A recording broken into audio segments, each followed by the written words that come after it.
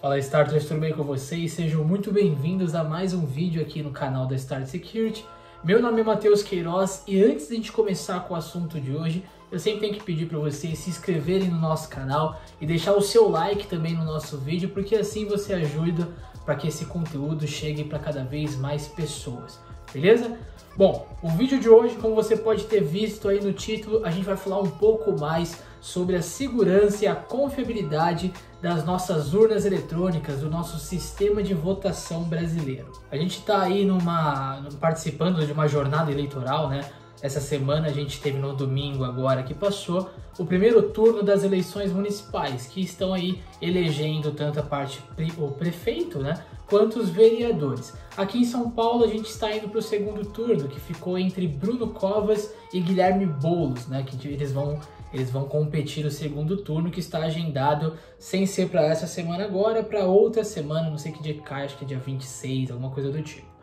Mas o que aconteceu foi que logo no início das votações, no domingo aí, o TSE foi atacado por um grupo hacker. Então, essa notícia chegou aí na mídia, que confrontou o responsável pelo TSE, que é o ministro Luiz Roberto Barroso, que ele logo desmentiu isso, dizendo que não houve ataque nenhum, que isso não passava de fake news, enfim. Mas logo em seguida, no dia posterior, confirmaram o ataque, porém disseram que apenas foi expostos dados antigos, dados que não eram das eleições atuais. O que ficou muito confuso, né? Mas você disse que não tinha sido atacado, agora você confirmou o ataque, dizendo que o ataque expôs dados que não fazem parte da eleição atual, mas não deixa de ser grave a situação. A gente vem de uma onda de ataques hackers no Brasil, direcionados ao governo, né? A gente teve aí na semana passada, que a gente até comentou aqui no nosso vídeo, eu vou deixar o card também, o link na descrição para falar sobre esse vídeo, da questão do ataque ao STJ, né? O Superior Tribunal de Justiça, onde teve um ataque ransomware maciço que criptografou diversos arquivos, inclusive arquivos backups. Então a gente está vendo cada vez uma movimentação maior de ataque hacker direcionados ao governo brasileiro. Pode ser por algum motivo político, pode ser porque foi avaliado que tem um despreparo das equipes públicas das soluções aplicadas. Enfim, isso aqui a gente já comentou lá no vídeo passado. Se você quiser, você pode correr lá e assistir depois desse vídeo, beleza? Mas o que acontece é que tudo isso, quando existe um ataque contra aí o órgão eleitoral, que é o TSE, já se levanta toda aquela hipótese conspiratória contra o sistema de votação, né, que é hoje a urna eletrônica que a gente usa aqui no Brasil. Então existem diversas teorias que dizem que ela é muito segura e também tem algumas teorias que dizem ao contrário, que de fato as urnas eletrônicas elas possuem vulnerabilidades sim, e que as eleições elas podem ser manipuladas também. E o principal cara que a gente tem aqui no Brasil que já comprovou isso, que já participou de TPS, né, que é o Teste Público de Segurança. Mas calma aí, como assim? O que é TPS? Imagina que o próprio TSE, ele organiza um evento público onde ele convida especialistas para tentarem burlar o sistema da urna eletrônica, fazendo com que tenha o objetivo de manipular os votos ali, ou manipular como é feito o voto, manipular até mesmo quando você tira o anonimato do eleitor, né? Imagina que você vai fazer um ataque tentando identificar o eleitor ali que votou no fulano, que votou no Covas, que votou no Boulos, que votou no André Matarazzo. Então, tudo isso se torna vulnerabilidades. Então, existe um evento que é feito anualmente, né, para tentar aí coletar profissionais da área, pegam todos os profissionais especialistas da área de segurança da informação, programação e desenvolvimento e reúnem eles no determinado local do TSE para eles tentarem fazer aí esse ataque contra as urnas eletrônicas. A gente tem um cara muito conhecido aqui no Brasil que fomenta essa ideia de que, tipo, existe sim vulnerabilidade, as urnas eletrônicas elas podem ser manipuladas, que é o professor doutor aí, Diego Aranha.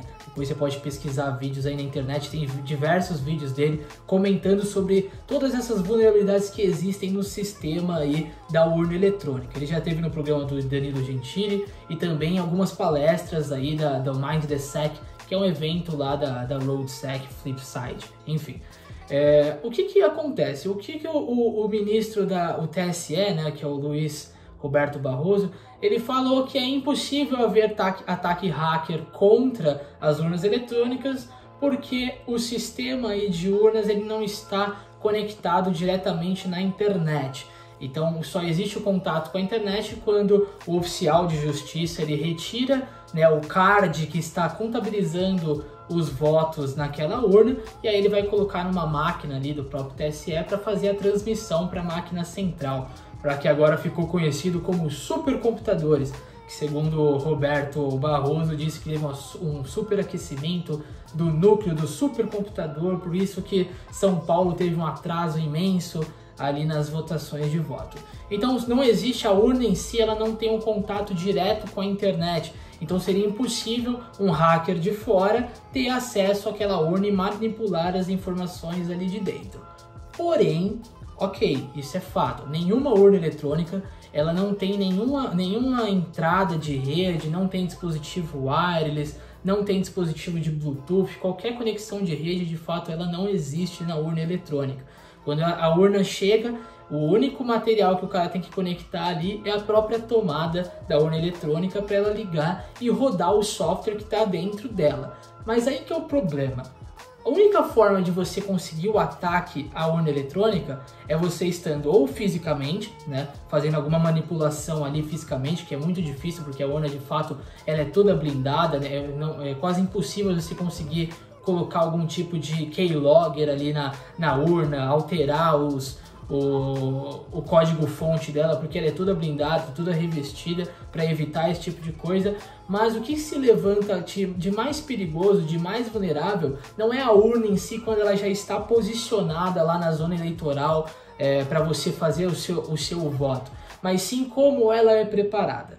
Por quê? Todo o sistema operacional que roda na urna eletrônica, ela é baseada em Linux, né, em código aberto, e esse é um código desenvolvido especialmente pela equipe de desenvolvedores do TSE. São eles os detentores do código, ou seja, toda a equipe do TSE lá de tecnologia que participa, né, dessa frente da urna eletrônica, ele tem o código lá para fazer as alterações que eles precisam, então tudo é de criação deles. Até mesmo quando o hardware, embora a caixa ela venha de fora, se não me engano ela vem da China, mas a montagem do hardware também é feito tudo no Brasil, então de fato é um sistema que corre 100% aqui em zona, né, territorial brasileira. Ele não é feito nada fora para trazer aqui dentro. Mas aí o que acontece? Como a equipe, né, do TSE ela tem acesso a essa plataforma, aí que existe a vulnerabilidade, é isso que o Diego Aranha ele tanto bate na tecla, que faz muito sentido, cara, tudo bem, um hacker de fora vindo da internet, ele não vai conseguir talvez atacar a urna eletrônica em si, mas quem me garante que o cara que está lá dentro desenvolvendo o software, vai participar aí do software que vai ficar lá dentro da urna eletrônica, ele não pode estar mal intencionado, ele pode ser um cara infiltrado. Quem me garante que esse cara, ele não pode fazer alterações na urna eletrônica, mudando ali o voto, colocando o voto que é para um, para outro. Então essas são as polêmicas que levantam muito essa tese, né? Essa tese conspiratória que de fato pode existir sim uma manipulação dos votos. Por quê? Porque tudo fica em controle do TSE. Embora eles jogam esses testes públicos de segurança, isso levanta uma outra hipótese que é muito problemática na minha visão também.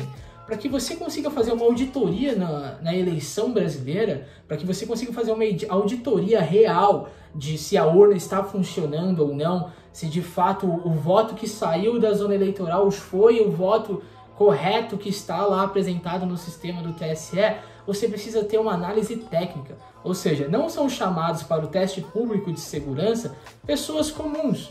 E isso é um grande problema do nosso sistema eleitoral. Porque todo cidadão, ele deveria ter a possibilidade, a capacidade de auditar as eleições do seu país. Isso nos torna cidadão e isso fomenta uma democracia.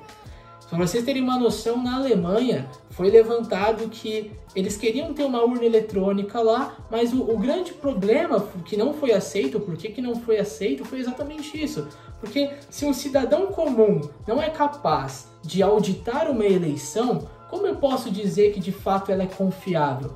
Se eu preciso de pessoas especialistas, e não basta você ter uma faculdade só para você fazer um tipo de análise dessa, você tem que ser um cara muito bom, tanto na parte de programação, quanto na parte de perícia, de segurança da informação. Então não existe de fato uma auditoria pública. Então por isso que o nosso sistema de votação, ele é tão criticado, porque o cidadão em si, ele não consegue auditar como é feito as coisas. Ah, mas Matheus, depois que termina a votação, a urna eletrônica ela emite lá os votos que o presidente ali da sessão ele vai pendurar na porta, e depois de 3 dias você consegue visualizar se aqueles votos, você pode tirar uma foto, e depois de 3 dias vai estar lá no site do TSE cada sessão com seus votos, e você pode bater de fato ali. Então, beleza, ali eu consigo fazer uma auditoria, mas a auditoria ela só consegue ser feita por qualquer cidadão após a finalização da eleição, após a contabilização de todos os votos. Porém, como que o cidadão garante, como o cidadão vai conseguir auditar que aquela urna já chegou ali na sessão eleitoral já modificada, né? Já com algum programa ilícito para tentar mudar os votos colocados? Você não consegue garantir isso. Então por isso que ela é tão criticada, né? O Diego Aranha ele fala bastante disso, que o próprio cidadão ele não é capaz de auditar de fato se os votos estão com a confiabilidade que deveriam estar. E uma das propostas dele, do Diego Aranha, é que além de a gente utilizar a urna eletrônica, porque de fato acelera a questão da votação, que exista o voto impresso. Né? Ah, mas voto impresso, olha os Estados Unidos aí, como é que tá demorando para contabilizar os votos, isso é coisa de país atrasado. Cara, eu tenho uma percepção do seguinte, se os Estados Unidos, se a Alemanha, se o Canadá, eles utilizam ainda do voto impresso, é porque de fato existe um sentido que o voto impresso ainda é a forma mais segura de se votar. Né? Nós somos um país aí, né, emergente, um país que, claro, tem as suas potências, tem as suas qualidades, mas se esses países que já têm uma democracia muito mais antiga que nós ainda utiliza o papel de voto ali como contabilização, de fato a gente precisa de uma atenção maior. Por que eles usam isso? Porque a única forma que ainda a gente tem, de fato, da pessoa normal, o cidadão comum, ele pode auditar, porque ele vai votar ali na urna eletrônica e aí ele vai receber um comprovante falando, olha, Matheus, você votou no Boulos para prefeito e para vereador você votou no fulano. Olha, Matheus, você votou no Covas para prefeito e para vereador você votou fulano. Falei os dois para ninguém falar que o Matheus tá votando no Boulos, o Matheus tá votando no Covas, enfim. E aí você tendo esse papel impresso, você depositaria numa urna transparente para que você visse ali o seu voto entrando e você visse ali que de fato não houve nenhuma manipulação do seu voto de início ao fim. Então, o que a gente pode concluir de tudo isso que a gente está falando? Cara, o processo de urna aí, eleitoral aqui no Brasil, de fato, ele é eficiente em questão de apuração de votos. Ele funciona muito bem, em poucas horas a gente tem um resultado de uma eleição, porém ele peca muito ainda na transparência do que o eleitor fez ali, na transparência do voto. Então, eu acredito que o TSE, né, até as leis brasileiras, elas precisam se atentar para isso.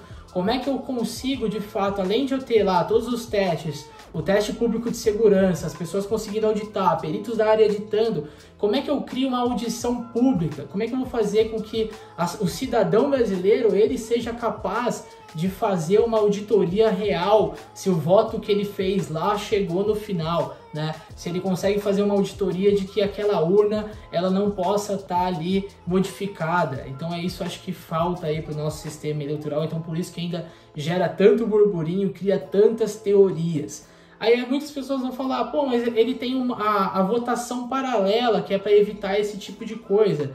Tudo bem, a gente trabalha com segurança da informação. Na segurança da informação a gente fala de sandbox, né? Sandbox é quando você tem uma plataforma, imagina que você fez um download lá no seu ambiente, na sua empresa lá, você trabalha e a sua empresa conta com um sistema de sandbox. Você fez um download de um arquivo estranho, um executável estranho que não tinha nenhuma base de assinatura.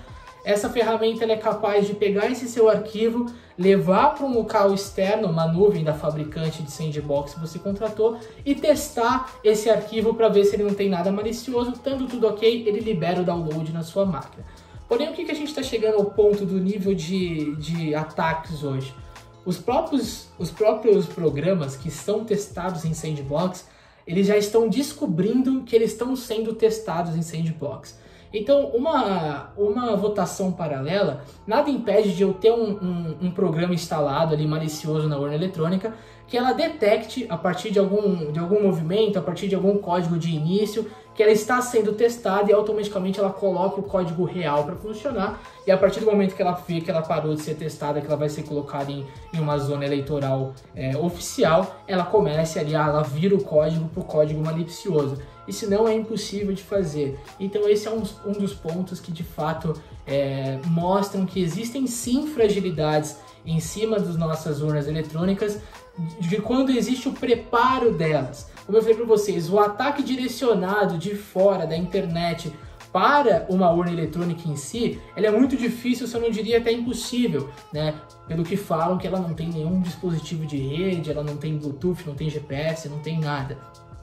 Mas um ataque direcionado, um ataque mal intencionado por pessoas que estão dentro do TSE, pessoas que podem ser influenciadas politicamente, com dinheiro, com influências, para instalar algo no software, isso sim pode acontecer. Então por isso que a gente bate tanto na questão de, cara, a eleição ela precisa ser mais transparente. Não adianta eu ter agilidade na votação se eu não tenho transparência no resultado. É melhor que eu tenha uma transparência maior do que um tempo menor. Não faz muito sentido tudo isso. Beleza? Então eu vou deixar alguns materiais, palestra do Diego Aranha falando sobre isso. Vou deixar aí um vídeo do Manual do Mundo também mostrando como é que faz aí, como é feita toda a questão de segurança da urna eletrônica em si. Então, 2 pontos diferentes para que você também tire a sua conclusão. A gente não quer envezar nada aqui, mas eu acredito que é interessante todo mundo saber que existem falhas sim. TPS, aí, os testes públicos de segurança de 2014, 2017 e 2018 comprovaram que existiam falhas. O de 2019 eu não tive acesso, porém eu soube que não foi convidado pessoas de fora, só levaram pessoas que eram direto da Polícia Federal para fazer o teste, que já coloca uma pulga atrás da orelha. Pô, antes tinha profissionais de segurança de fora, nessa última só testaram com pessoas de dentro da Polícia Federal. Então tudo isso fomenta uma ideia que existe irregularidade enquanto a gente não tiver mais transparência com tudo isso. Beleza? Espero que vocês tenham curtido esse vídeo. Deixa aí nos comentários a sua opinião, o que você acha, o que você não acha, se você concorda, se você não discorda. Claro, sempre com respeito ao próximo, é o mais importante de tudo. Beleza, Starters? Muito obrigado e não deixe de se inscrever no nosso canal e nos seguir lá no Instagram, @StartSecurity, porque todo dia tem conteúdo de segurança da informação lá para vocês. Valeu, até o próximo vídeo.